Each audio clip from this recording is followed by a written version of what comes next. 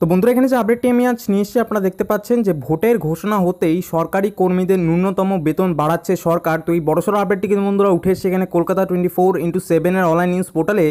এবং দেখুন, এই আপডেটে বলা রয়েছে যে ইতিমধ্যে 5 রাজ্যে বিধানসভা নির্বাচন ঘোষণা করে দিয়েছে নির্বাচন কমিশন। বিধানসভা নির্বাচন হলেও বছর ঘুরলেই লোকসভা নির্বাচন।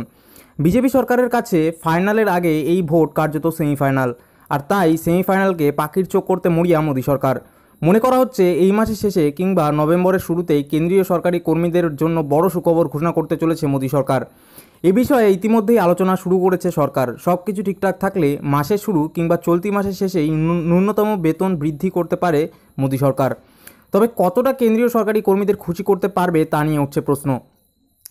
কেন্দ্রীয় সরকারের একাধিক সূত্রে জানা গিয়েছে যে আগামী 5 রাজ্যের বিধানসভা নির্বাচনকে সামনে রেখেই বড় ঘোষণা করবে মোদী সরকার। কারণ একজন সরকারি কর্মীকে খুশি করতে পারলেই অনেকটাই ভোট টানা যাবে। সেজন্য ন্যূনতম বেতন বৃদ্ধি করতে চলেছে মোদী সরকার। তবে সরকারি কর্মীদের চাহিদা মতো হবে কি না তা নিয়ে উঠছে জল্পনা। কারণ কেন্দ্রীয় সরকার সব কিছু ঠিক থাকলে ন্যূনতম বেতন বৃদ্ধি করতে পারে 20,000 টাকা, 18,000 থেকে বেড়ে এই অঙ্ক করা হবে।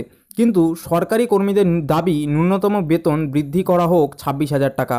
ফলে প্রশ্ন উঠছে যে মোদী সরকারের এই উপহার আদৌ কি মন করাবে কেন্দ্রীয় সরকারি কর্মচারীদের। তো এই বড়সড় আপডেটটি কিন্তু বন্ধুরা এখানে উঠে এসছে এই কলকাতা 24x7 অনলাইন নিউজ পোর্টালে। তো আশা রাখবো যে এই ভিডিওটি আপনাদের ভালো লেগেছে। যদি ভালো লেগে থাকে তাহলে অবশ্যই লাইক করুন, চ্যানেলকে সাবস্ক্রাইব করুন এবং এই ভিডিওটিকে আপনার ফ্যামিলি এবং ফ্রেন্ডসের সঙ্গে শেয়ার করতে ভুলবেন না। ভিডিওটি দেখার জন্য অসংখ্য ধন্যবাদ।